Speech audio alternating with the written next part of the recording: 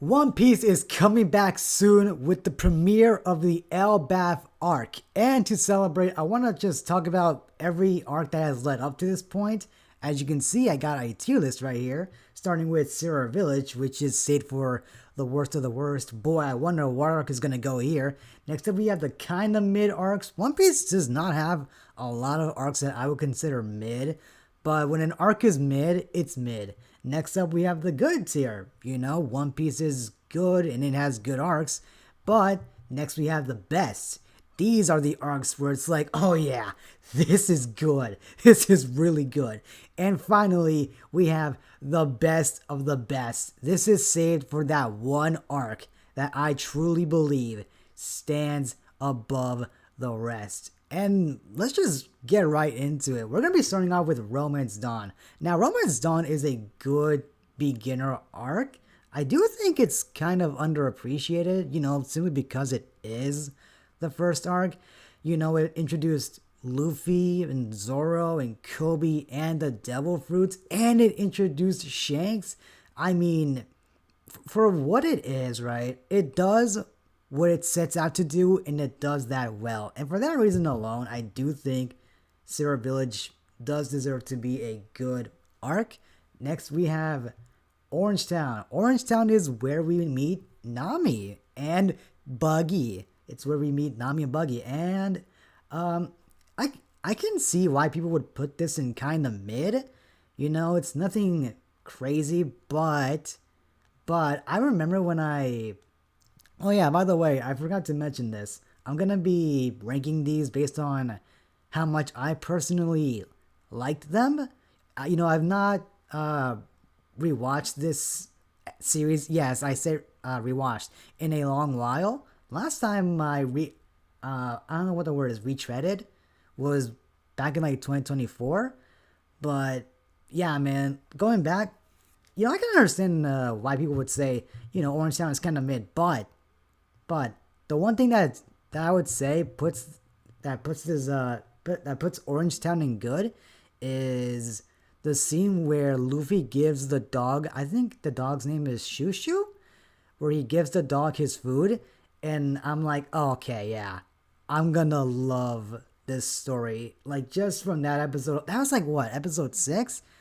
And I'm already on board. I'm already really enjoying the story. I'm really enjoying Luffy as a character. Like, that's a good Luffy, and I think it's one of the more underappreciated Luffy moments. So yeah, I would say Orange Town is good. I can understand why people would put it in kind of mid, but I don't think it's bad. I don't think it's bad. I do think it's all right. I mean, remember, this is still in the early age of the story, so I can understand why people would say, oh, this arc isn't as good as the arcs that come later on. But it's like, it's still fine. It's still good. But what's not good is Syrup Village. Oh, this arc, man. Now, Syrup Village is a rather important arc. It's the arc that introduced Usopp and the Mary. But dude, when I tried to get through this arc, I really had to try to just trudge through it. Like, I'm pretty sure I saw some videos, like some rankings of like the worst One Piece arcs, and I remember Syrup Village just being the worst one. And this episode is, did I say episode? This arc is 8 episodes long. It is too long for just how boring it is. I found this arc so incredibly boring. This took me like what, 3 days to get through because I found it so boring. I also did not like Usopp as a character at that time. And it wouldn't be until like a little later where I would actually start to like Usopp.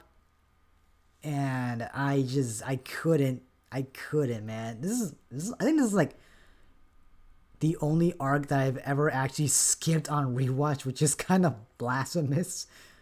But like that's how boring I find it. I find it genuinely just so boring.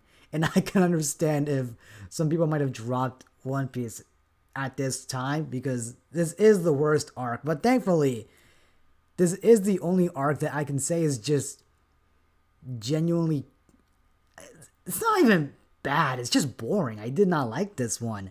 But thankfully, we got Baratie after Sierra Village, and I think this is like one of the best pre-time skip arcs.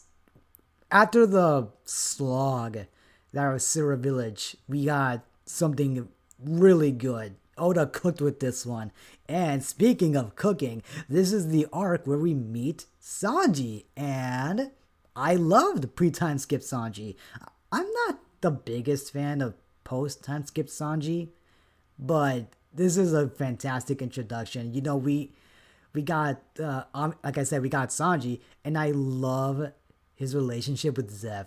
I think it's one of the best father-son dynamics ever. It's just, I loved it. And when we see later on, like when we see more of their relationship with Sanji as a kid and Zeff raising him as his own son, but we'll talk about that later. But this is really good.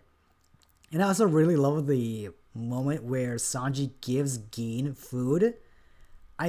That's a great character moment, and I love how that's how Luffy decides that Sanji will be his cook. It's not because he's a good cook, but because he's a good person, and I love that. It's just a really great moment. I also love the fight with Don Krieg Luffy has. Dude, that moment where he punches Don Krieg through the shield, through the spiked shield. God, oh man, he's just such a good protagonist.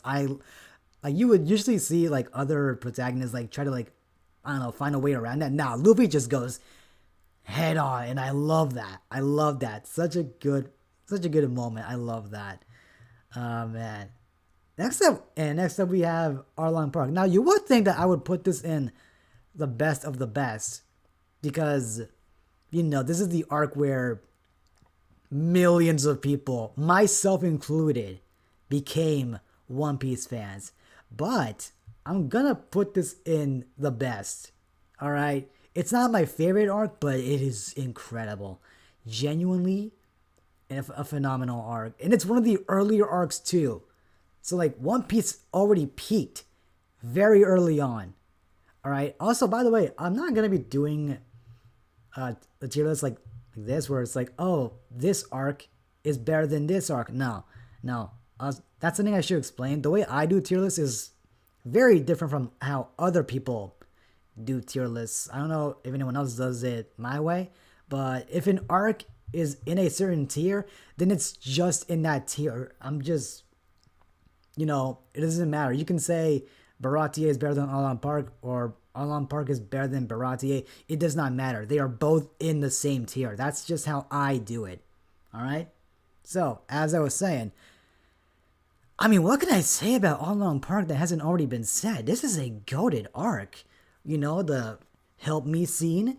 It's the arc where we got to see Sanji and Usopp fight for the first time. It's just a goated pre-time skip arc. One of the best. And I can't understand why people would say it is not just the best in pre-time skip, but the best overall. It is incredible. Next up we have Loguetown. This is a good arc. I like it. It's not mid, and I wouldn't call it like one of the best arcs, but it's good. I'm anime only. And I really like that one scene where Luffy meets the old man. Apparently that's an anime only scene, which I did not know until like I read a comment saying that. But I like the scene where I'm pretty sure he said like that he's closing up shop, but then like he met Luffy and he saw Roger in Luffy. I just thought that was a really sweet scene. Like, One Piece is known for, you know, being a battle shonen, but it's not even like the fights that are like the best parts about this story. It's about the characters and their interactions and like how they carry themselves, you know, and the way Luffy carries himself reminds the old man of Roger.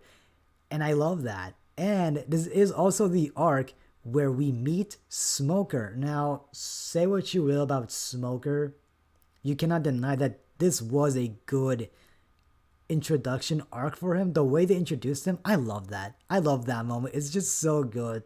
When the little girl runs into him and he gives her money for ice cream, I love that. That's just such a sweet moment. I love that moment. It makes me so sad that Smoker was just done so dirty later on. And Tashigi. I hate Tashigi. She's so wasted, man, and I'm upset about that. But this is also the arc where we meet Tashigi, and it's the arc where we not really meet.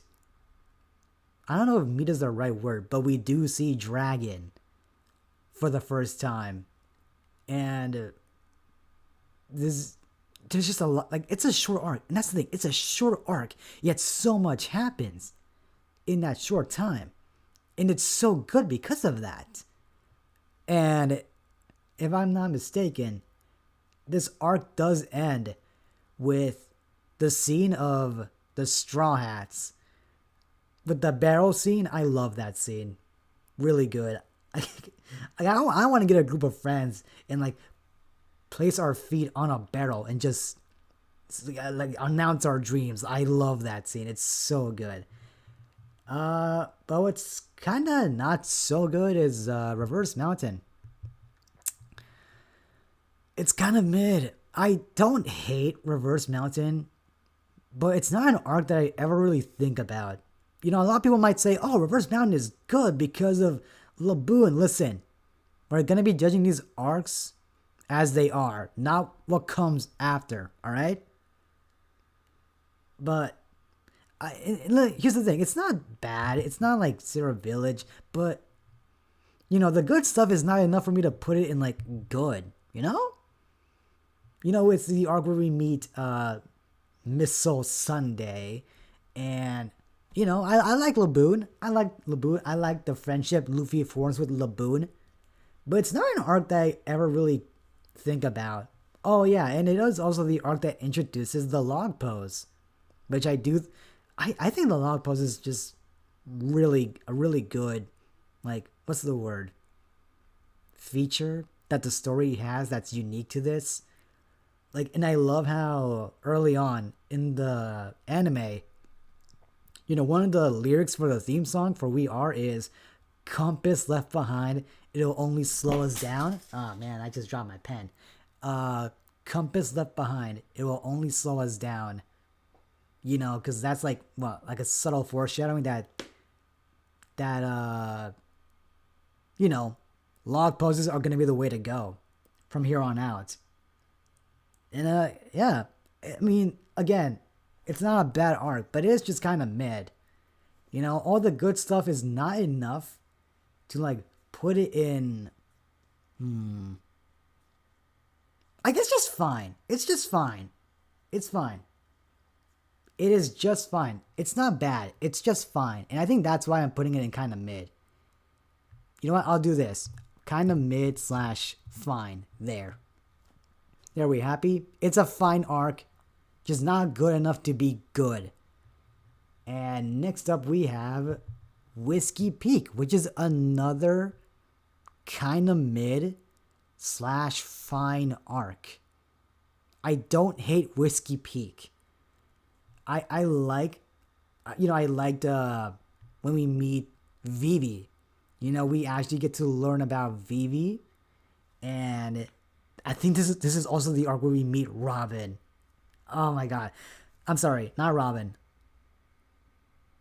Where's it's no way. Wait, did I get the two confused?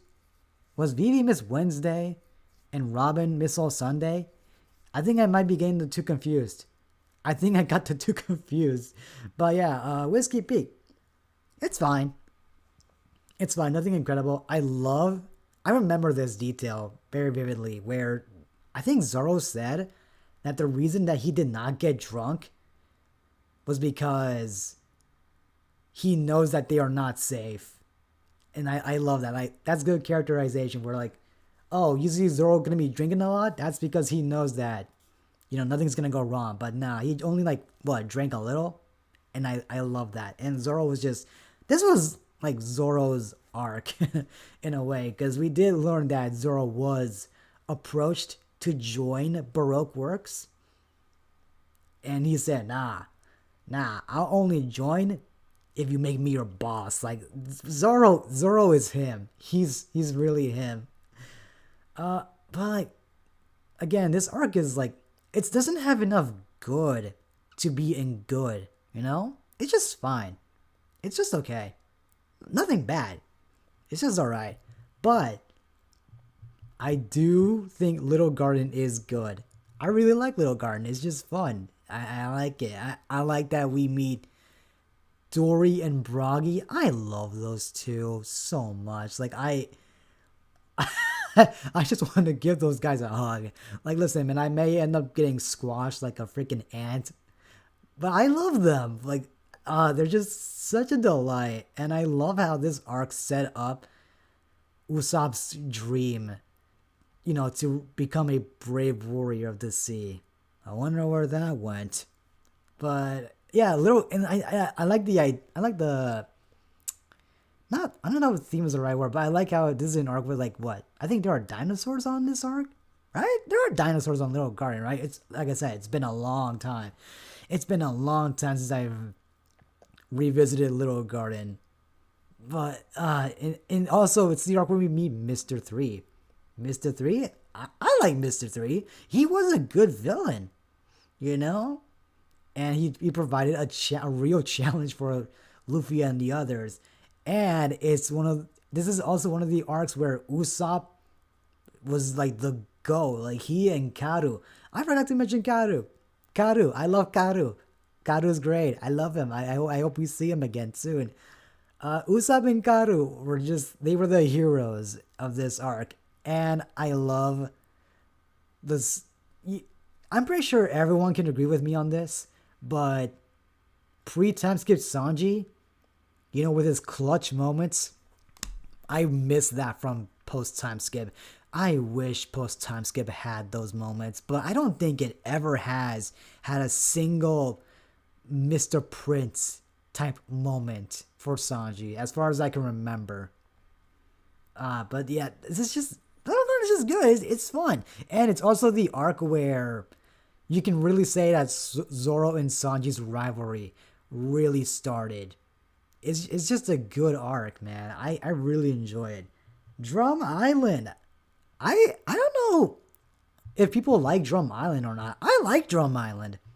You know, it's not my favorite arc, but this is the arc that introduced Chopper. And I love pre-time skip Chopper. You'll notice me saying I love pre-time skip character a lot in this video. You might notice that. But yeah, Drum Island. One thing I did not know until I revisited it is that this is the arc where Blackbeard was first mentioned. And the foreshadowing is that's good foreshadowing. And I think this is also where we meet Ace for the first time. Well, not really meet, but like we get to see him. We get to see him for the first time. Oh man! But back to like the actual like meat and potatoes of this arc. Chopper's backstory, heartbreaking, and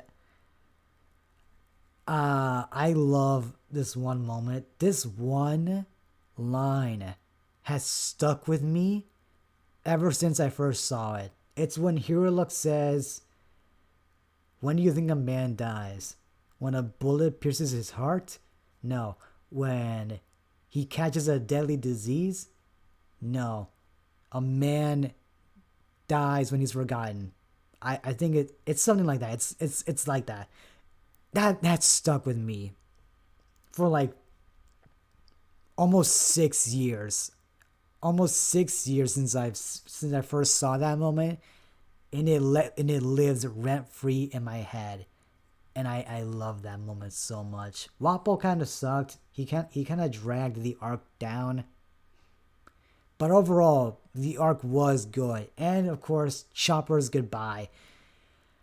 Oh man, it's just so beautiful, so beautiful. I think this arc had a lot going on, and I like Dalton. Dalton was a good character. Really liked him. Next up, we have Alabasta. I think this is the arc that succeeded where,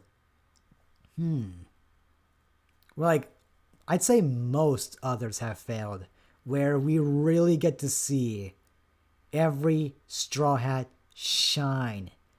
Like, I noticed that when I first saw it, where we really get to see everyone pull their own weight.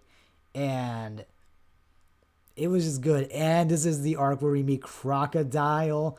This is the arc where we learn about the poneglyphs and Luffy versus Crocodile. Bro, the fact that Luffy lost twice to Crocodile, like, really spoke about just how much of a menace Croc was. Like, listen, say what you will about, how Crocodile got nerfed so hard. But, like, you gotta admit, the fact that Luffy was able to come up with a way to counter his Logia powers, and this was before Haki. Like, Luffy is a really creative fighter, and I loved watching him figure out ways to hit Croc, starting with needing to use the water from, I think it's pronounced Yuba, and then using his own blood. That's hardcore. And of course, the end of the fight, God, it's so good. And then, of course, you got the actual end of the arc with Vivi's goodbye. I would have loved if Vivi became a Straw Hat, like an official Straw Hat. She ended off being an honorary Straw Hat. But overall, I do think it was just a perfect end to a pretty much perfect arc, right? And of course, you got Robin joining the crew. Listen, man, I would have loved it if both Vivi and Robin joined, but I can't understand why. It would have been awkward if two enemies joined the crew at the same. Well, not two, well, enemies to each other. You know what I mean. But yeah, man, it's a good arc. It's fantastic. I loved it. One of my favorite arcs pre-time skip, and I would say it's one of my favorite arcs in general. Just a really, really, really good arc. Really good. Next up, we've got Jaya. Jaya's good. I don't know how people feel about Jaya, but it's alright. It's good. Dude, this is the arc where we officially meet Blackbeard and his crew. And is a good introduction. The scene with Luffy and Blackbeard with the pies and the juice. Dude, how does Oda come up with that? Like, how do you introduce a villain in such an unserious way, only for them to become a serious threat later on? I love that. That's so good. And Bellamy, God, when Luffy punches that bastard in the face, oh, that was so satisfying, man. And of course, you got Old Man Cricket. I don't know if a lot of people ever think about Old Man Cricket, but I do think that, like, him being like, I don't know how to say it, the driving force with this arc, with like wanting to find the city of gold, and this puts into motion the events of the Skypiea saga. I would say Jaya and Skypiea are kind of like a mini saga, because Skypiea is a long arc.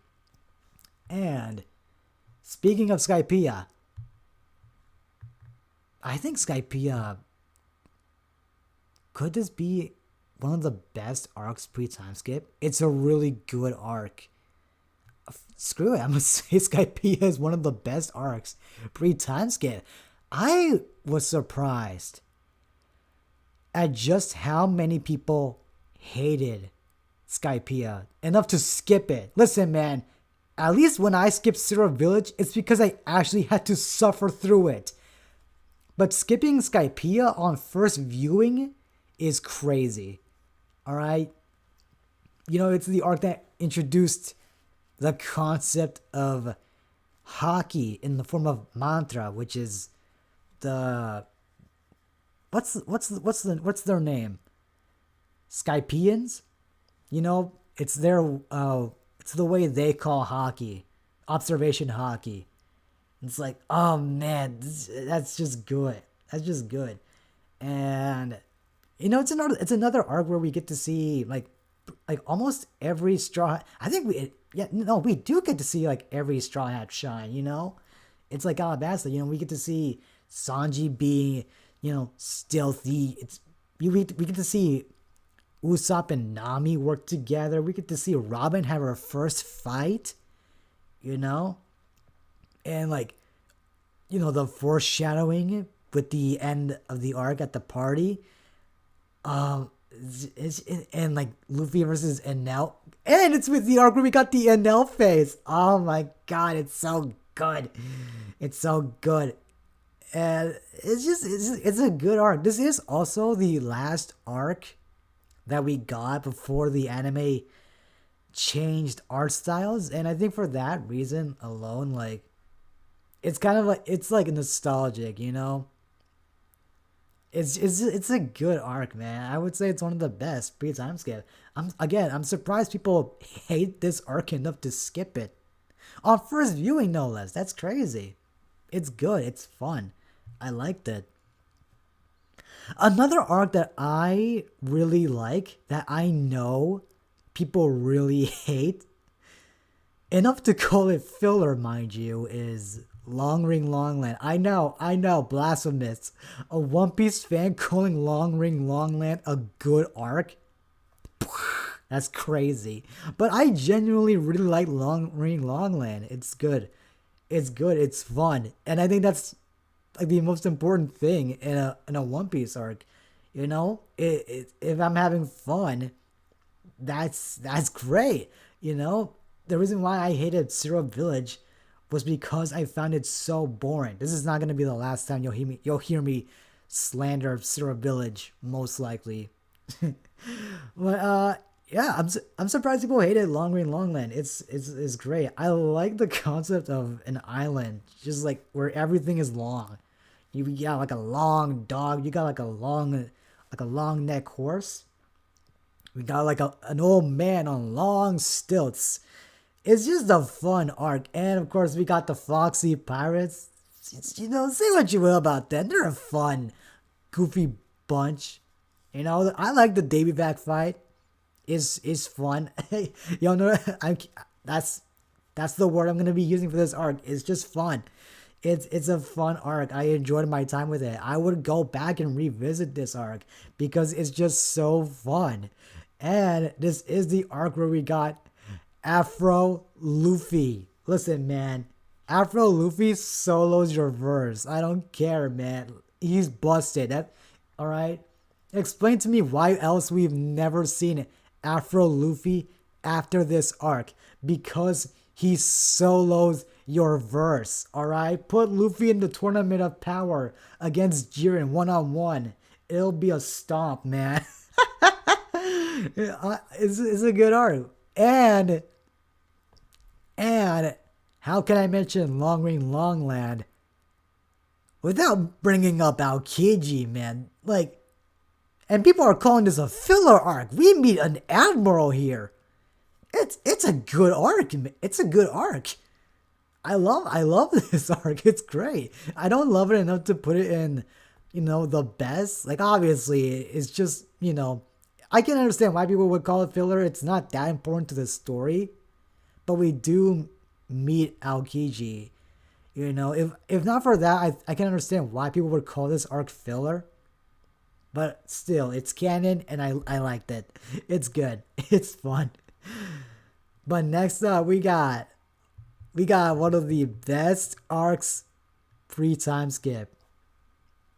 Dude, Water 7? I remember when I was catching up on One Piece, I just fell in love with Kokoro no Chizu. That song is just, I love it so much. And the art style change, everything about this arc is just great, man. We got to see Usopp versus Luffy. We got, CP9. We got to learn more of Robin's backstory. It's just, Oh man, and Water 7 is just such a beautiful location. Like I remember when I first saw this, it instantly reminded me of what is it? Venice, Italy? It's just such a beautiful location, man. If not for like the rising tides every year, I would want to live in Water 7. It's just a beautiful location. I love it. Water 7 is oh, it's just such a good arc, man. And it is followed up by what could be argued as an even better arc in Enies Lobby. Bro. Bro, Enies Lobby is goated. Genuinely goated. And I can understand why people would say this is the best arc in the entire series. You know, it's like Alabasta. We get to see everyone do something. You know, we got Sanji learning Ifrit Jambe. Diable Jambe. No, not Ifrit Jambe. Diable Jambe. We got to see Zoro using his 9 sword style. We got Gear Second. Freaking Gear Second. That was hype as shit. And we got Chopper's monster point before they butchered it. I will never forgive Oda for completely ruining Monster Point. And of course, we got Nami versus Khalifa. There's just so much. Did I mention Luffy versus Lucci? Peak fiction. Genuinely peak fiction. I love Enies Lobby. And I almost forgot to mention the Mary. Oh my god. Oh man, listen, I could not cry when I first saw that, but just know I really wanted to. Beautiful moment, all right? I've seen so many comments that say everybody gangsta till the ship says gomenne. Like god, it's just such a good arc, man. Enies Lobby. It's truly like one of the highest highs One Piece has ever had. And I can understand why people would say it's their favorite arc. It's genuinely phenomenal. Next up, we have Enies Lobby. Enies Lobby is good. We got to learn that Garp is Luffy's grandpa. A Marine being the hero of a pirate? Like, I don't think anybody could have thought of that at the time. And it's also the arc where we got to meet Kobe again. You know, remember when I mentioned him at the start of this? We got to meet Kobe again. And we got to see Helmeppo not be such a douche anymore. And it's also the arc where we got to see Shanks and White. I think, correct me if I'm wrong. But we got to see Shanks and Whitebeard interact for the first time. And we got to see Shanks use his Conqueror's Haki. We got to see them clash. And we got Ace versus Blackbeard. Dude. Like, a lot of things happen in post Enies Lobby. This is a short arc, by the way. This is like a really short arc. But a lot happens in it. And it's really good. Really, really good. But an arc that I don't think is really good. And I'm gonna get a lot of hate for this. Thriller Bark. Okay. Oh boy. Oh boy, this hurts. This one. Okay, this hurts me more than it hurts you. Alright, I'm being dead ass. When I first got to Thriller Bark, I was really excited. I was like, oh sweet, we're gonna get a new crewmate. Whoa, the location is like, it's Halloween themed, you know? I think Thriller Bark, conceptually, is awesome. You know, this really is like, what if we just make an entire arc for like Halloween? Like, I don't know. It really just gave me like Halloween vibes, like with all like the zombies and like the scary stuff, you know? And I love Brook. Okay, I want to start off with everything that I like about this arc, and then I'll explain why I do think it's just kind of mid, right? Because here's the thing. It has enough things going on to be in like the best, right? Because there's a lot of good things in this arc, but there are two things that just really drag it down for me. All right, first of all, okay, so let me start off with the good. Brook. I love Brook. I love him. He's hilarious. His introduction is truly just something special, man. It was like all the the skeleton puns and his laugh, and then of course his iconic "Pantsu misete moramasu," or "Could you please show me your panties?" It's like it's just so funny to me. It's like the way he just says it. Brooke is just such an underrated Straw Hat, in my opinion. He's so underrated, man. It's criminal that he does not get a lot of love from the fandom. He's so underrated. He's so good. I love him.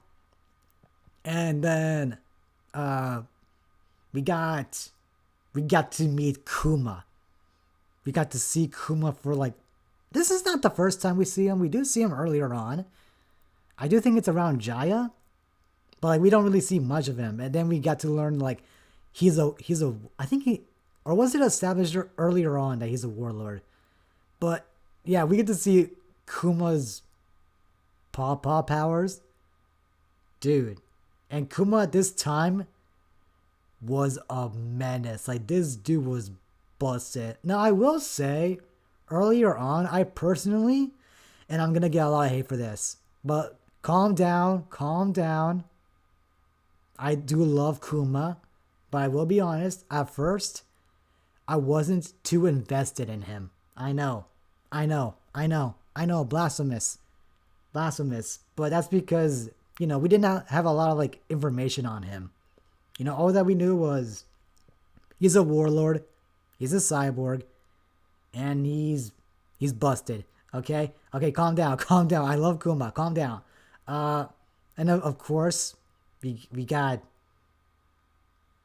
the nothing happened moment. It's like one of like, I can understand why people would say this is the most iconic moment in One Piece, because nothing happened. It's just is a good moment. But what I loved the most about Thriller Bark was the ending. Like after getting through the slog that was this arc, we finally got to learn more about Brook's backstory and his relationship with Laboon. It felt like such a nice reward for just getting through the arc. And then of course he joins the crew. I love the ending of Thriller Bark. Like that's fantastic. But now the bad stuff. Let's get the bad. Let's talk about the bad. Okay, I know a lot of people might hate me for saying this, but I despise Moria. I hate him so much. I hate him with every fiber of my being. I think he sucks. Okay, listen, man. I do think, like, obviously, Moria has a lot of interesting stuff going on around him, right? You know, we got, like, his backstory with Kaido. I think this is also the first time where we actually get to hear mention, not just of Kaido, but of Wano, right? That's another good thing I like about this arc. It's like it's the foreshadowing. There's a lot of good things going on. But Moria just fucking sucked. Like, I hate it. Like, he just would not stay down. Like, he was a freaking cockroach. Like, every time I would think, okay, finally, the fighting is over. Nah, he's like, ha, you thought I was down. But guess what? My shadow powers let me do this. And I'm like, can you just fucking die already? Please just fucking die already. I hate you. Like, I really hated Moria. Like, he's one of those characters that I can say overstayed his welcome. I don't know about the rest of the community. I'm pretty sure everyone loves Moria. I personally am the very small minority that hates his fat guts. I hate him. But I don't hate Moria as much as I hate Absalom. I don't think I'll ever meet a character in fiction that I despise as much as I do Absalom. He alone made this arc just kind of unbearable for me. All right, and the last thing that I mentioned, because while we're talking about him, the other thing that I hated about Thriller Bark was Sanji. This arc ruined Sanji for me. I don't care what people say. That moment where Sanji was talking about the clear fruit and him just wanting to become invisible to spy on women. Like, listen, man, Sanji has always been kind of a perv. I will not deny that. But at least he was, at least like his good parts really weigh out the bad. But this, nah. I hated it. I hated Sanji so much in this arc, and I hated him for a long time after this. Like, it really took a long time for me to warm up to Sanji again. This arc alone made me hate Sanji. He went from like a top 3 Straw Hat to like my overall least favorite. I'm gonna say it. Sanji was just terrible in this arc. I don't care what anybody says. This arc just, do I dare say character assassinated him? Because that's what it did for him, in my eyes. It assassinated his character, and I hated Sanji ever since. Oh, man. Again, it has enough going on to be right here. Right? And it also has Perona. Did I forget to mention Perona? I love Perona. She's great. I love her. She's awesome. But all the bad, like the very few bad things are enough to just put it in like, it's just kind of mid.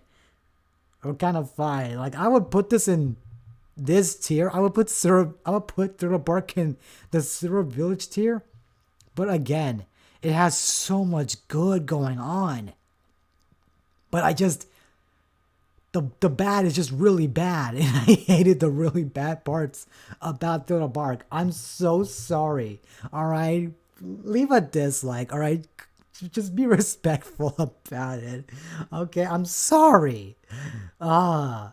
I talked about Thriller Bark a lot longer than I expected. Okay, next up we got Sabaody. Now, Sabaody, this is a really good arc. Really, really good. And I can understand why people would say it's one of the best arcs pre-time skip. We got to meet Rayleigh, the GOAT. I love Rayleigh. I would call him like Grandpa Rayleigh. I would call him because we all wish we had a grandpa like Silver's Dark King Rayleigh. I love him. And it's just a lot that goes on in this arc. We get to meet Hachi again. We got to see him, kind of redeem himself in Nami's eyes. We get to meet Kami, and the scene with Kuma just making the crew disappear one by one. Like, I was spoiled about this part, but even I did not know what was gonna happen to everyone. Like, my God, that was such a heart-wrenching moment. And seeing Luffy beat himself up, oh, that's so hard to watch. Oh, man. And this is also the arc where we meet Kizaru and Sentomaru. I forget about Sentomaru, but he's cool. He's cool. And it's the arc where we meet the worst generation. I will say, I did not care about a single one of them pre-time skip. I really did not. Not even Law. I know everybody loves Law and Killer at first. It took me a while to warm up to Law. I know a lot of people say that Law's pre-time skip design was one of the best. I personally did not think it was anything special. I know, listen, it's a very hot take. All right, hotter than Ace's fire. I'm sorry. I was like, really? People like this guy? Like, he's not, I don't hate him. But I don't think he's anything special. But, I also just really love Sabaody as, a location. He's got, these bubbles everywhere that, basically, show. I think they're like a representation of like whether someone has left the island or not, as we see in the end of the arc. I like that, and I like how it's got like this horrible dark side with like the auction house. That's messed up. That part's so messed up, dude. Like on one hand, you got like this very fun arc with like freaking like bubble bicycles, right? And then you got like a freaking slave house. Like, dude, that's crazy. We got slavery in One Piece, and it's serious about that. It tackles that topic very seriously. Like, my God. And then I mentioned we also meet the Celestial Dragons, the biggest pieces of shit in fiction. Yeah, man. Sabaodi's got a lot going on, and it's great. It's great for that. And it also leads to an arc that I'm surprised many people also dislike. Amazon Lily. I can understand why people are not the biggest fans of this arc. You know, it's sandwiched in between Sabaody, which is a really good arc, and Impel Down, which is just... We'll talk about Impel Down, but Amazon Lily, I think it's a good arc. I think it does a great job showing, like, just how helpless Luffy is on his own. You know, we also get to meet Boa. And can I just say, Boa's introduction is it's one of a kind. Like, you really hate Boa at first. Like, they do a good job making you really just hate her guts, man. But then you learn about like her past, right? And you get to learn more about like hockey. You know, it's just it's a good arc, man. And it really shows Luffy's character so well. So like he's like the most selfless. No, okay, that's kind of a lie. But he really is such a selfless person at his core.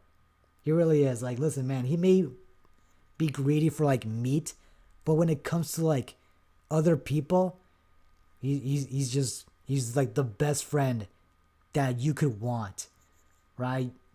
You give him like a sandwich, and he will die for you. Not really, because you know he wants to like live and be free. And I just, I love how this arc just showcased Luffy's biggest strengths. I love that. It's a good arc that I'm surprised a lot of people aren't really fans of. I remember one time watching this one YouTuber talk about like the biggest strengths of every One Piece arc. And he skipped Amazon Lily. Like, bro, what the fuck? What the fuck, bro? Like, that's kind of like fake. That's kind of like a fake ass fan move, if you ask me. Like, what the heck, man? Dude, Amazon Lily is good. And I'm tired of people pretending it's not. I'm tired of that. But next up we got Impel Down, which... Is it good enough to be like in the best tier? Is it? I'd say it is. It's a good arc. We get to see like some old faces again. We get to see Buggy. We get to see Croc. We get to see Mr. 3 again. I forgot about him. And Mr. 1, but no one cares about Mr. 1. Sorry, Mr. 1. You're alright, but no one cares about you. Oh, and I forgot to mention this in Alabasta, but did I already say Bon Clay? We meet the GOAT Bon Clay. Oh, yo, listen, man. By the way, I know I'm like, what? Like half an hour into this? Spoilers? But I honestly wish... I know this sounds horrible of me to say, but I wish Bon Clay died in this arc, like, because like, you know, because we learn later on that he's actually alive. I'm like, what he helped everyone escape, and he doesn't really get punished for it. Like, his sacrifice is just, oh dude, it's just such a powerful moment, man. And we get to meet Ivankov, okay, dude, I love Ivankov so much. I don't know how everyone else feels about Ivankov. Eva's goated. I love him. I love them. I don't care about pronouns. I just love Ivankov so much. Like if you were to tell me that this freaking big headed ass drag queen would become one of my favorite characters in One Piece, I would not believe you. I'm like, this guy right here with the big ass head and the very questionable outfit. This character would be one of my favorite characters, and you'd be like, yes. I'd be like, what? Oh man. And we meet Jinbei. I love Jinbei. I want to give Jinbei a hug. I just want to hug this big blue man. Impel Down is just so good. It's just so good, man. And it's very funny too. Very funny. You know, we get to see like Buggy like become like I don't want to say cult leader, but he basically forms like his own cult. It's just funny, like seeing the prisoners being like Buggy, like Captain Buggy. It's like it's just fun. It's fun. But what's not fun, and I mean that in the best way, is Marineford. I can understand why people would put this as like the best of the best. But that's not how I feel about it. It's good. It's phenomenal. Like pretty much perfect. But it's not my favorite arc. That the best of the best tier is reserved for my personal favorite arc. All right? And we'll get to that. But yeah, man, Marineford. What can I say about it that hasn't already been said? It's like one of the best shonen war arcs ever. I don't really think we've ever had a shonen war arc as good, or rather as talked about, as Marineford. Like, you'll hear about like the ninja war from Naruto, but I've heard some criticisms about it. But like with Marineford, like I don't really think I've heard anybody say anything bad about it. I have heard one criticism that I don't remember where I saw someone say, but someone pointed out. Okay, so people's complaint is how people say that it's Luffy's fault for, spoilers, Ace's death. A lot of people will blame Luffy for that because he tried to reach the Vivre card. And you know, at first you'll think, wait, you're right. Why did Luffy go for that? But here's the thing. Luffy was out of stamina. Even if he didn't try to go for the Vivre card, he was already out of stamina. And had he left the Vivre card there, the world government would have used it to track Ace down. And it's like, yo, I would have really thought about this. And like some people have not realized this yet. Which I'm surprised. You know, you would think more people would have realized that. Like, oh yeah, the Vivre card, Luffy needs that. Because if he loses that, and the world government gets it, it's over. And I'm leaving out a lot of stuff in this video. But that's because like this is one of those stories where you just have to experience it for yourself, man. There's a lot of things that, unless I do like a ton of research on, you know, a lot of stuff is gonna get left out. But yeah, man, Impel Down. Did I mention Whitebeard? Whitebeard the GOAT. Whitebeard is such a goated dad. I wish I had a dad like Whitebeard, man. I wish my father was Whitebeard. It's like we get to meet freaking Akainu. We all hate Akainu in this house. Whitebeard. Dude, his last stand. Of course, you got the iconic, the One Piece. The One Piece is real. Like,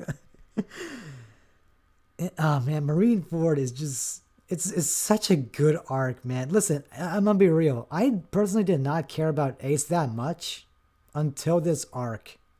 I know Sue me, I know. First Kuma, now Ace. Again, I love Kuma, and I do like Ace. I'm sorry, okay? I'm just built different. Whether that's good or bad is up to you. But yeah, man, Marineford is such a good arc, man. Like probably like the best war arc you'll see in shonen fiction ever. Like I truly have no qualms with it. I don't. I truly think that it just made the most of pretty much every character that was present in this arc. You know, it's like Alabasta, Enies Lobby. It does pretty much everything right. You know? I don't have any problems with it. I can understand why people would say it's goated. Next up, we got Post War. Post War is good. I don't remember too much about it. Because again, it's been a long time since I revisited it. Let's see.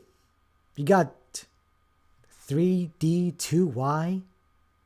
That's that or was it 2D2Y? Was it 3? Wait. Ah, man, I don't have my phone. Someone will correct me. I'll look it up later. But yeah, we got Luffy's message. You know, we got, and of course, this is like the final arc of the pre-time skip, which is so bittersweet, man.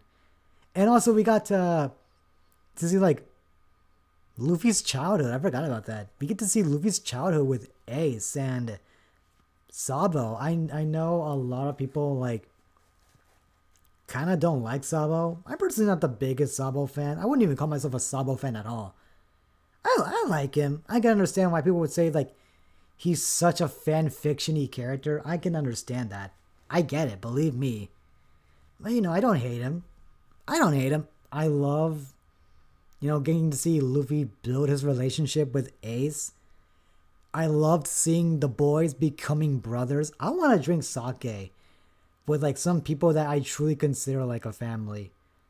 And be like, yeah, from here on, we're brothers and sisters. It's just, I love that moment so much, man. It's such a good, wholesome, cute moment. I love that. Yeah, and we get to see, you know, all the Straw Hats one last time before the time skip.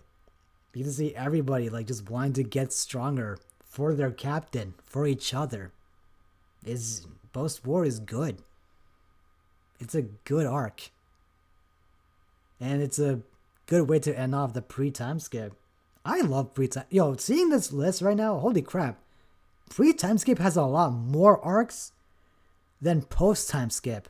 But post-time skip's arcs are just a lot longer. But yeah, man, overall, I would say pre-time skip was just really good. Like, even the lowest of lows could not take away from, like, the highest highs that pre-time skip had. I can't understand why people would say that pre-time skip is their favorite part of the story. You know, I personally have a hard time deciding between pre-time skip and post-time skip because I love both of them so much. You know, they both had their own strengths and weaknesses. But now, we're on to the post-time skip, starting with Return to Sabaody. I'm gonna be real. I always thought of Return to Sabaody as like part of Fishman Island. I always thought these two was like one single arc. But yeah, Return to Sabaody is good. It's good. We get to see everyone again. You know? We get to see how they've all grown. And yeah, I mean, I don't... Am I forgetting anything? You know, we get to see Luffy say goodbye to Rayleigh. Oh man, like seeing Rayleigh tear up. Oh man, it's like, I love the old guy. I love him. Like I said, I wish I had him as a grandpa because he's the GOAT. He's truly just such a wonderful man. I love him. Yeah, it's just, you know, we get to just see everyone's post time skip designs. Now, say what you will. about the designs. I personally have my problems with them, especially Frankie. But overall, I do think like we got some improvements. I like how Sanji just like flipped his hair. That's funny. That's cute. But one thing that I realized, it was like a year ago, right? I realized I think it was like over a year ago, where Zoro has his left eye closed and Sanji has his right eye covered because they are both the right and left wings of Luffy. And I just think that's beautiful symbolism. I don't know if that was intentional of Oda's part, but if it was, brilliant character design. I love that. It's good. Return to Sabaody is good. Nothing mind blowing. It's not bad. It's just good. Another arc that I'm surprised people really don't like is Fishman Island. I think Fishman Island is good. Yeah. I'm surprised people don't like Fishman Island. It's not one of my favorite arcs, but I don't think it's bad. I don't think it's bad. I can't understand why people, like, if people would say, oh, it just drags on. Oh, yeah. I can understand that. Like, Luffy should have used Gear 4th. He should have used Gear 4th on Odie Jones to just get it over with. I understand that he didn't because he didn't need it, but still, But again, the arc would have ended a lot quicker if he did that. But I really love how like the arc like tackles like racism, like, and how like the fishmen are like being, what's the word, oppressed. How they're looked down upon by like humans, like, they're all so scared of like humans that again, I'm remembering this wrong. I am remembering this wrong, like. And we get to see like Jinbei's backstory with Fisher Tiger. That was a good flashback. I liked it, and we get to see why Arlong hates humans. I like that. I like that, and it's an arc where we really get to see the Straw Hats, how they've grown. Except in Chopper's case. Oda, what did you do to Monster Point? What the fuck, man? But yeah, Fishman Island. I do think Fishman Island is a good arc. It's not the best, but I wouldn't say it's bad. And I'm always surprised whenever someone would call Fishman Island a bad arc. I don't think it's bad. I like Fishman Island, and I would not have a problem revisiting it. An arc that I would have a problem revisiting, though, is Punk Hazard. I'm gonna just say it. Punk Hazard is kind of mid. It's kind of mid. I can't even call it fine. Because, okay, here's the thing. It's got good things to it. I will say. I will not lie. I like some things that go on in Punk Hazard. I like that we meet Kinemon. I like that we meet Momonosuke. I like that we get to see Smoker again. What else? Did I mention Law? I don't think I mentioned Law. Now this arc is where I really started to actually give a damn about Law. His post time skip design is a lot better than his pre time skip design. It has to be the hat. It really has to be the hat, because the hat is good. I like Law's hat, and I wish I had a hat like that. It's a good hat. It's a nice hat. But anyway, yeah, we get to see the formation of Luffy and Law's alliance to take down Kaido, and we get to learn about how Kinemon and Momonosuke got to Punk Hazard. We learn like again, I could be wrong. We learn like what they're doing here. We're learning about them. They joined the crew for a good while. By the way, they joined the crew for a good while. And that's where all the good things about this. Okay, I also like Caesar. I think he's funny. I think Caesar's funny. I think he's got like one of the best laughs in all of One Piece.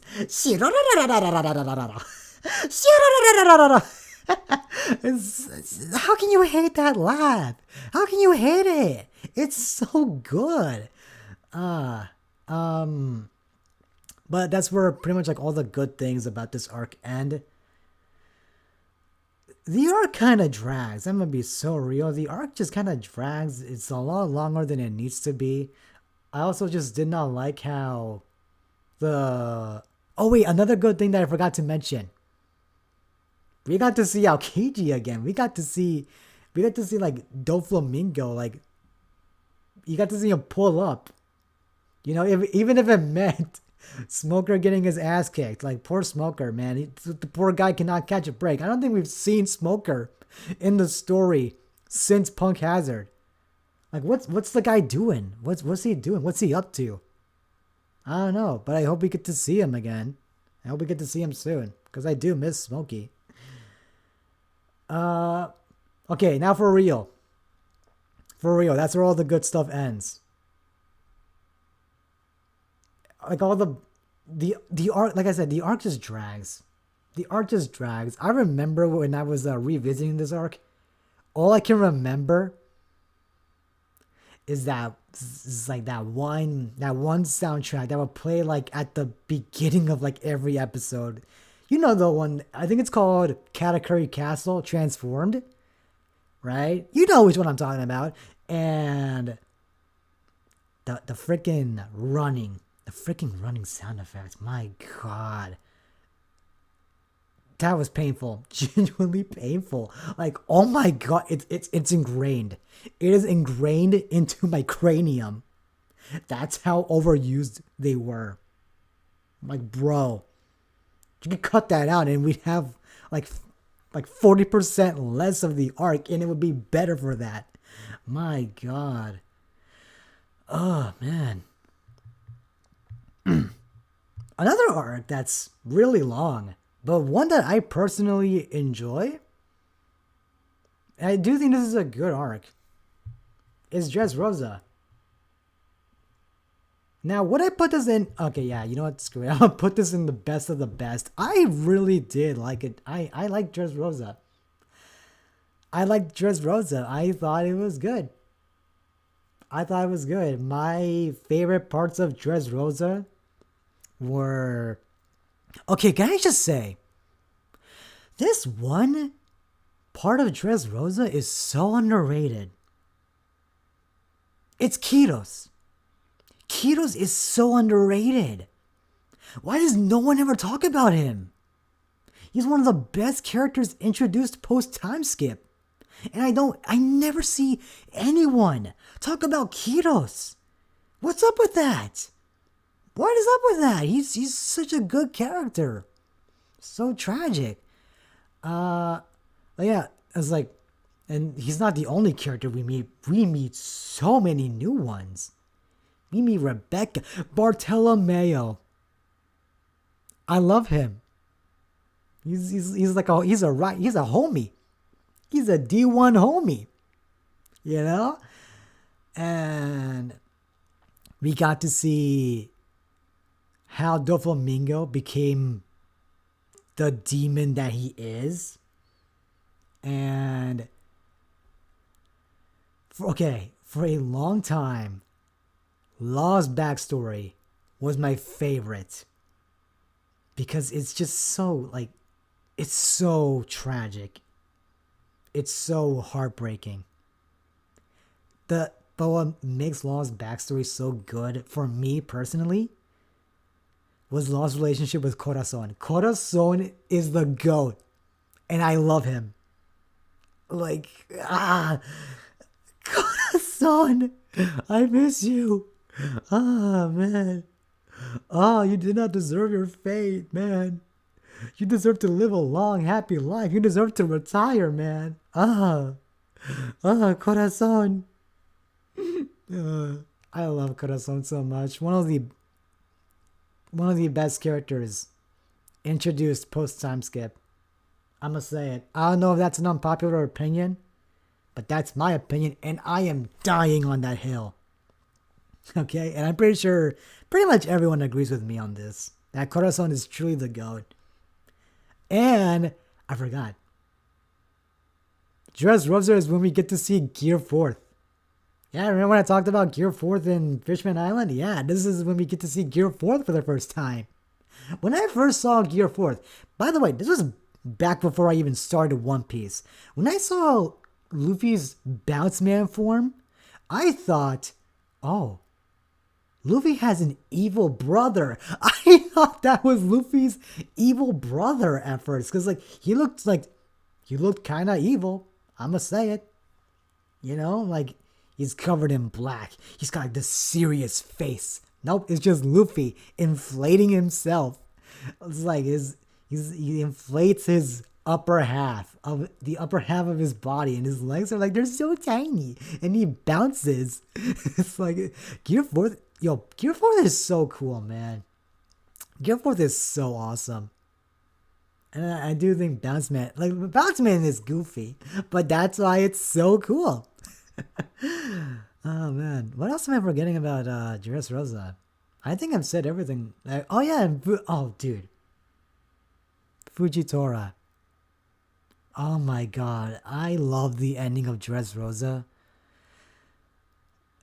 One of my favorite moments in all of One Piece is when Fujitora is like, I wish I hadn't blinded myself. I want to see you. And he's talking about Luffy. Like, what color is your hair? What are the shape of your eyes? How do you look? I beg you look kind. Ah, so good. I love Fujitora. I hope we see him again soon. We did see him later on, but not for long. What else am I forgetting? I think I said everything I want to say about Dressrosa. Oh yeah, and Brook got to have like a really, really clutch moment. Brook was cool. Brook was cool. I like Brook in this arc. Next up we got Zoe. Zoe is good. And remember when I said that Thriller Bark was the arc that ruined Sanji for me? This was the arc that really started to save him for me. Because even at this point, I still did not like Sanji. Alright? I would argue that he was still my least favorite Straw Hat at the time. As far as I can remember. Again, when I first started One Piece, this was back in like 2020. When the pandemic began. And I caught up in 2021. But yeah, Zoe. I like Zoe. I liked the introduction of the Minks. I liked Dogstorm and Cat Viper. That's their names, right? I remember watching the sub, right? And their names are Inuarashi and Mekumamushi. I love those two. I love them. They're so cute. The Minks are just, dude. Raizo is safe. Goated moment. One of the best moments post time skip, if you ask me. Again, I'm not even talking about like the fights in One Piece all that much. Because like they're good. But like they're not even like the best parts about One Piece. That's how good One Piece is. Bro. Oh, but yeah, Zoe's good. My only complaint about Zoe is Carrot. Okay, now listen, man. At this point in the story, Carrot is fine. Carrot's fine. She's cute. That's it. I'm gonna get a lot of hate for this. I'm gonna get a lot of hate for this video, aren't I? Oh man. But yeah. Oh yeah, and we get to like, we get to see like Beige. Remember Capone Beige? Veggie? Yeah, man. We get to see him like actually like do something. This is like one of those first arcs where, aside from Law, we get to see a member of the worst generation do something, right? And he like pulls up at Zoe, and like he tries to like kidnap like the rest of the crew, as far as I remember. He tries to kidnap everyone Well, but he's mainly there for Sanji, and we learned Sanji is like important. Like what? And then like it comes back. If you think about it, it comes back to one thing I did not mention during the Jaya arc is that he was born in the North Blue. And I love how like they kind of brought that back. I think it's actually done in Whole Cake Island though.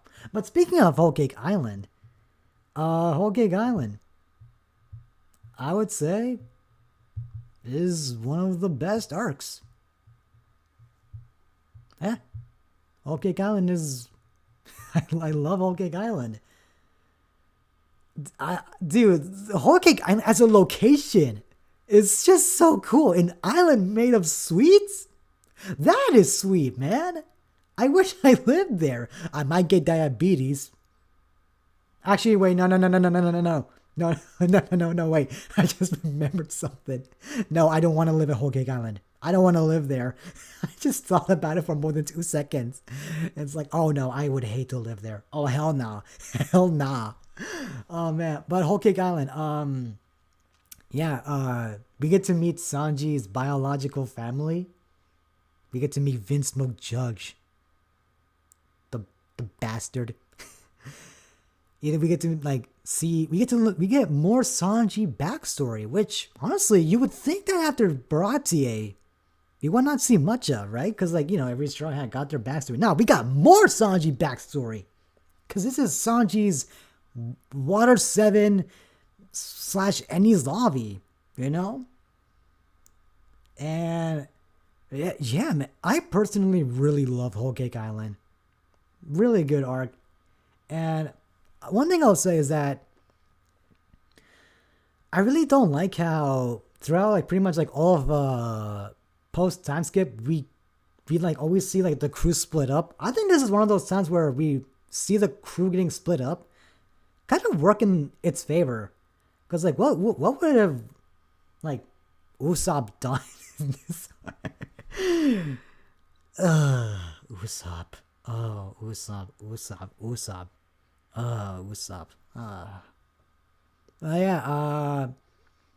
Whole Cake Island is good.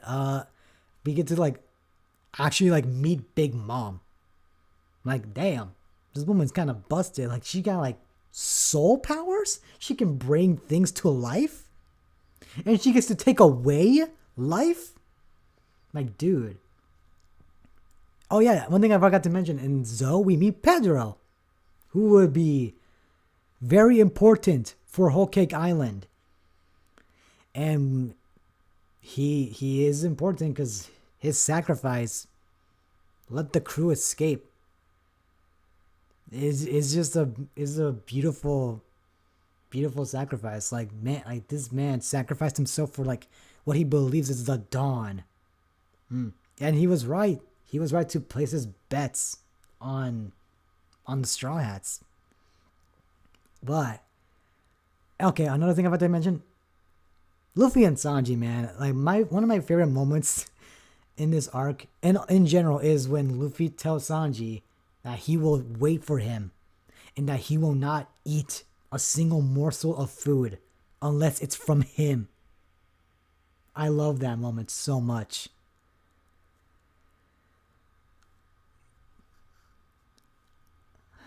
I'm sorry, I'm just trying to like think of words. I'm trying to think of words to say. And how can I talk about Whole Cake Island without talking about the GOAT himself, Katakuri? I love him. I love Katakuri so much. One of the best antagonists in the story. He's so cool, man. It's like, you know, we get to like see like we learn about Future Sight, which is like the most advanced form of observation haki. We get to see like his mastery of his devil fruit. Like he's so good with his devil fruit that Oda had to come up with like a new what subcategory? Like, dude, Katakuri was busted. He was busted. And Snake Man is sick. Snake Man is so cool. I love how Gear 4th. Oh yeah, we also got Tank Man. We got Tank Man, man. Yo, can you tell that I forgot about Tank Man? I love how Gear 4 like focuses on buffing certain attributes for Luffy. Like you got Bounce Man, which is all about strength. You got Tank Man, which is all about defense. And you got the coolest form, Snake Man, which is all about Luffy's speed. And they gave us one of the best fights in all of One Piece. Like, it's just Snake Man versus Katakuri is just so good. It's so good, man. Yeah. Oh yeah, and I forgot to mention Sanji and Pudding. That was a cute relationship. That was so cute. Oh man, Pudding deserves the world. Pudding deserves the world, man. She deserves only good things. Like, listen, man, she may have tried to kill Sanji, but you know what? Like even Robin was like an enemy. But now look at Robin. We love Robin. Pudding was an enemy, and we all hated Pudding at first. But then she became like one of the most beloved characters. You know, she deserves a loving husband. She deserves someone who loves her for her. We love Pudding. We all love Pudding. Pudding is great. Whole Cake Island is great. One of the best arcs post time skip. Next up we got Reverie. Reverie's good. Like, I would put it in kind of mid/fine, because it's one of those arcs where it's like, I never see anyone talk about this arc. Right? But this is a very, like, lore-heavy arc, and I think that's why it does deserve to be a good arc. Right? Like, again, it's like, it's like, how do I say this? It's not, I wouldn't say it's a memorable arc, but it does have like some memorable stuff going on. It introduced Emu. Like, I think that alone is enough to like put it in good. Like, and it introduces like it introduces like a lot of questions, like, who is Emu? What is Emu? What is the giant straw hat? Like, what? And it's also the arc where Luffy is announced to be the unofficial 5th emperor. I love Morgans as a character. I think he's just really like fun. I think he's great. And we get to see Vivi again. Yo, what was I talking about putting this arc in mid? No, it's good. It's a good arc. It's a good arc. It's just one that I never really see people talk about. It's a good arc. It's just so short. But I think but you know, short is sweet. It's short and sweet. And I think for that alone, you know, I would rather an arc be short and sweet than overstay its welcome. Speaking of overstaying its welcome, we got Wano. Now, you would think for me saying that I would put it in just like kind of mid, or it's just good. Honestly, I would put Wano like here. I would put it as like one of like the best arcs post time skip. Like, don't get me wrong, it's got some bad. It's got some really bad bads. But the good, in my opinion, saves it from being like kind of mid. You know? Like, it's definitely the longest arc ever. It's the longest arc in the story by far. Unless I'm wrong. Like, okay, as of the time of me recording this, the Elbaf arc in the manga is still going. So for all I know, Elbaf is the longest arc. But I'm gonna need a manga reader to confirm that for me. But yeah, Wano is a very long arc. It is a very long arc.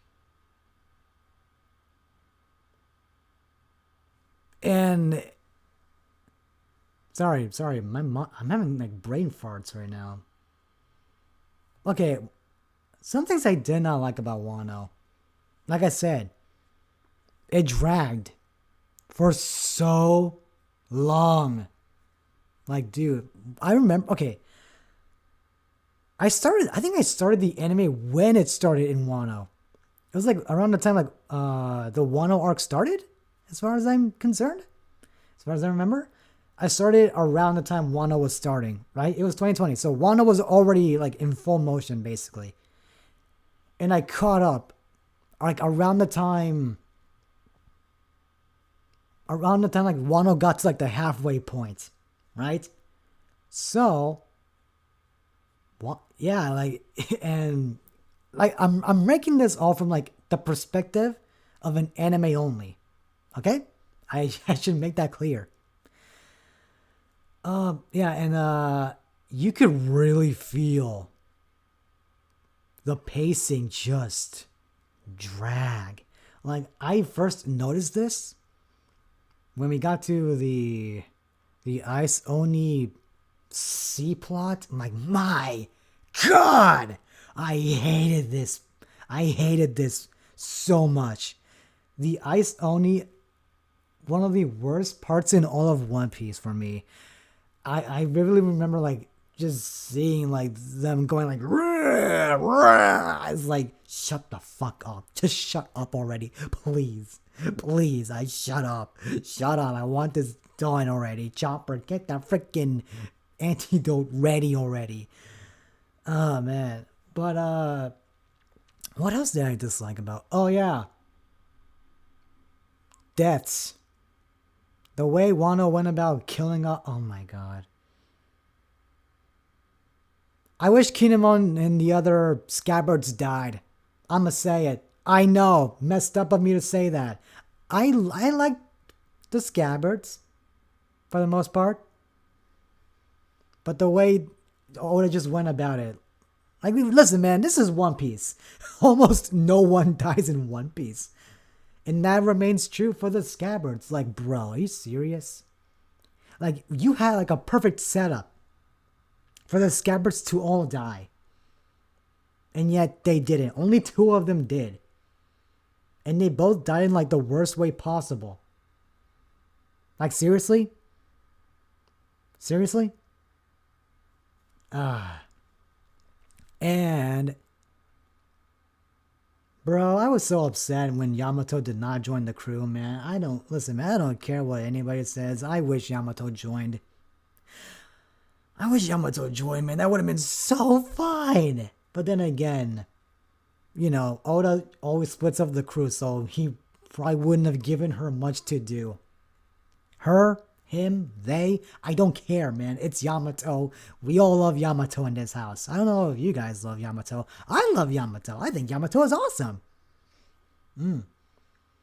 But okay, I think that's all oh yeah, also Usopp was useless. Usopp sucked in Wano. I'm just saying.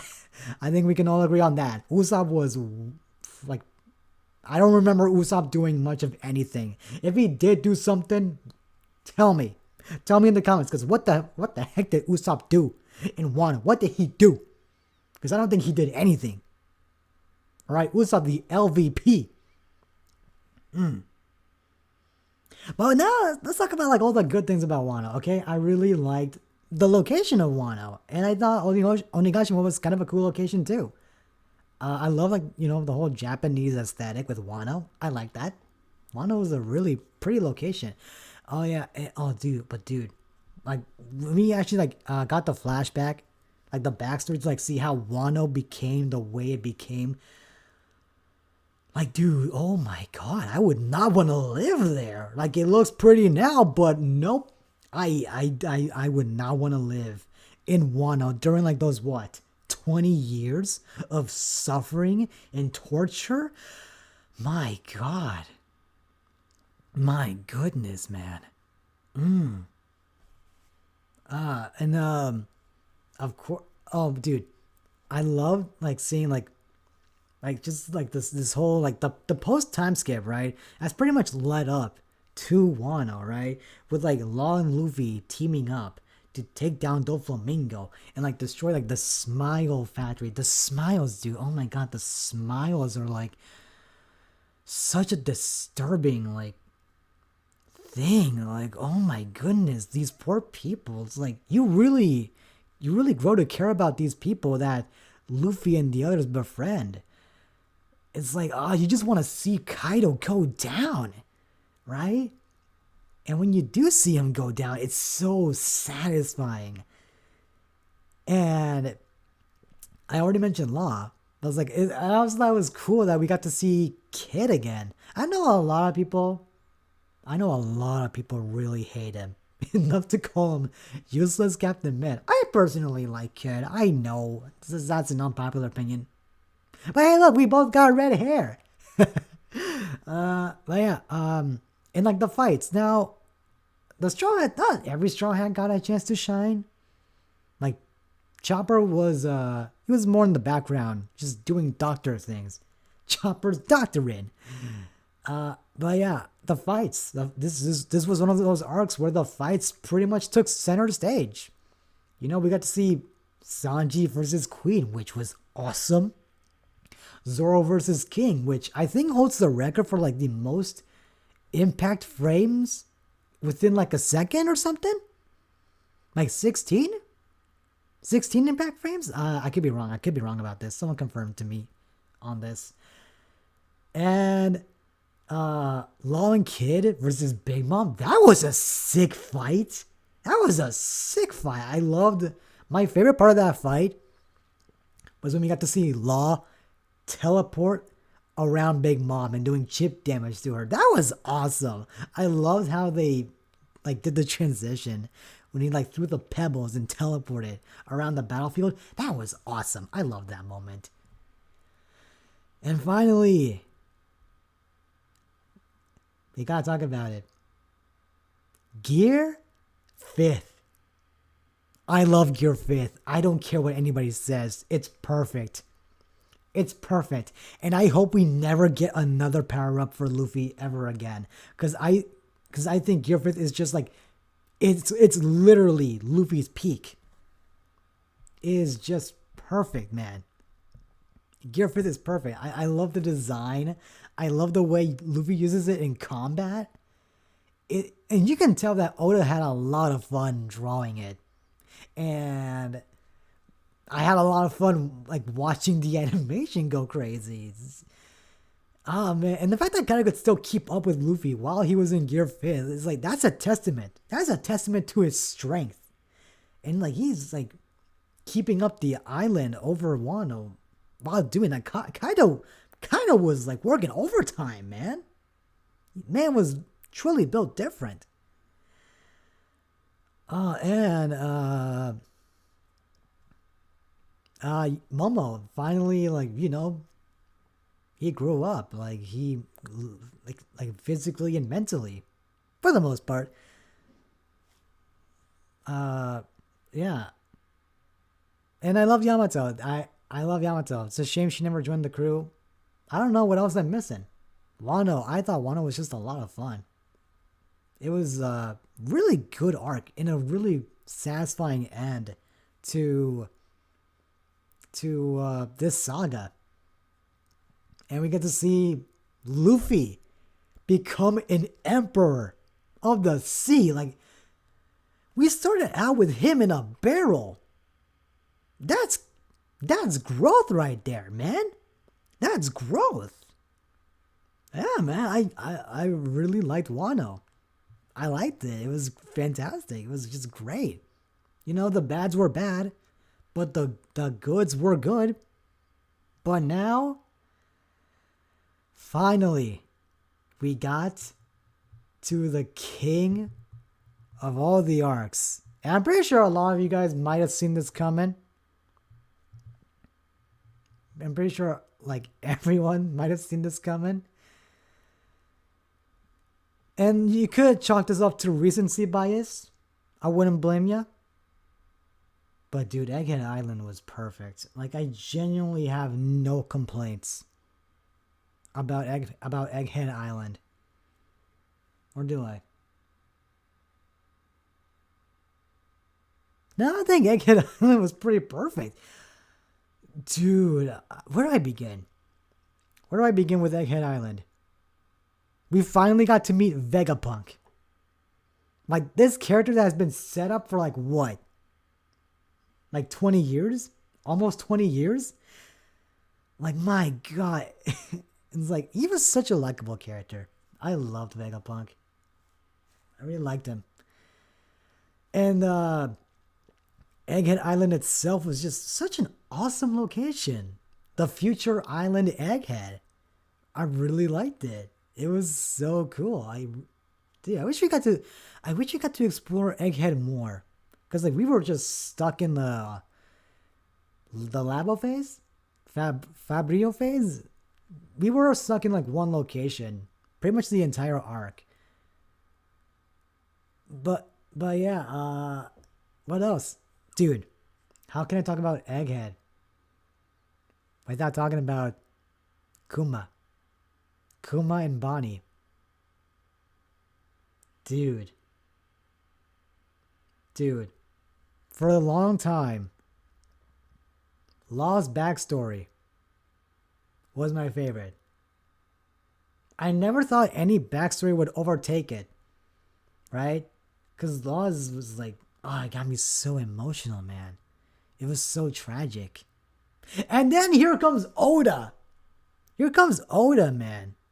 With like the most tragic backstory you'll ever see. Like, how do I describe it? It's just so tragically beautiful, man. Like, Kuma had every right to become a villain. He really did. No one would blame him. He had a horrible life for a long time. Like, the guy was enslaved as like a toddler. You know, he lost his parents. He lost like his girlfriend. Like, he lost like his humanity. But instead he just grew up and became a good person. And I love that. Like, despite it all, he just grew up to be a kind person, a kind man. And Bonnie, dude, Bonnie went from being a character, she went from being another character that I didn't really care about to being like my second favorite character among the worst generation. I don't know if you guys can tell, but I don't care about the worst generation. Or at least I didn't at first. Right? I did not care about Law. I didn't care about Kid. I didn't care about Beji. I still don't care about Rouge. I don't give a fuck about Rouge. I don't know if he's done anything in Elbaf yet. But I still don't care about him. You can write him out of the story, and I wouldn't even notice. But yeah, Bonnie. Bonnie, how did she launch herself up into being one of my favorite characters? Dude. And, dude, we finally got to see the elders do something. Finally, dude. Finally. Like, for the longest time, like, I just thought of the elders as, like, these lazy-ass, old-ass bums who just sat on their asses, like, thinking of themselves as gods. And then finally they pull up at Egghead. And it's like, finally, because I for a long time did not care about them. I was not interested in them. Even to this day, I still don't remember like their names. I only remember Saturn. And we all hate Saturn. I think Saturn might just be like the most hated character. I think he might be the most hated character among the community, among the One Piece fandom. I don't know if I'm right about this. I could be wrong, but he's definitely one of my most hated. I would put him in like my top 3, behind Moria and Absalom. I would. Fuck Saturn. I will say, I do think he should have suffered more. I do think he deserved a much worse fate. But yeah, it was so cool to see the elders finally get off their asses, man.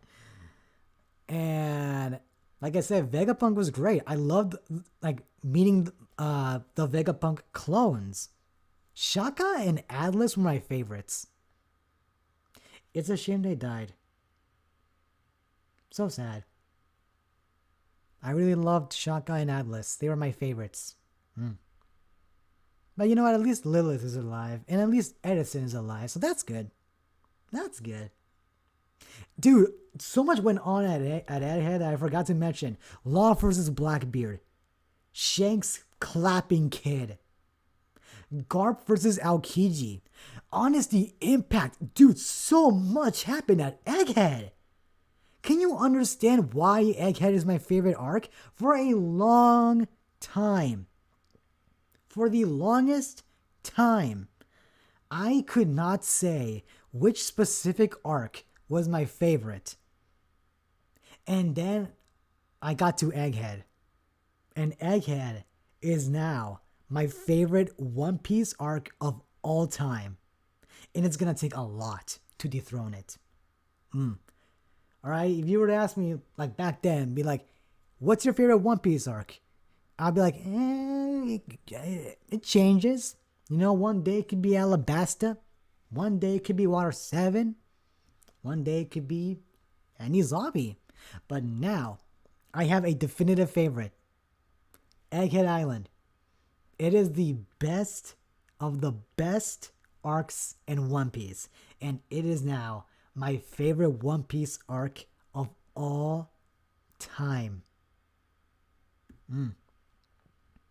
Anyway. Oh, man. Sorry for the hiatus, by the way. Just not really been able to do anything. Been kind of in a slump. But I hope this is enough to satisfy you for a while. I hope I would like to start doing reaction videos to Elbaf once it starts airing. I don't know if I will be able to do that, but I hope I can. I hope so. I doubt it, but hopefully. Anyway, if I forgot anything, like throughout the video, which I most likely did, because One Piece is long. It's very long, but I love it. Yeah, if I forgot anything, let me know. And feel free to tell me, what are your favorite One Piece arcs? And I'll see you guys the next time I see ya. Take good care. Stay cool. And I love ya. Bye.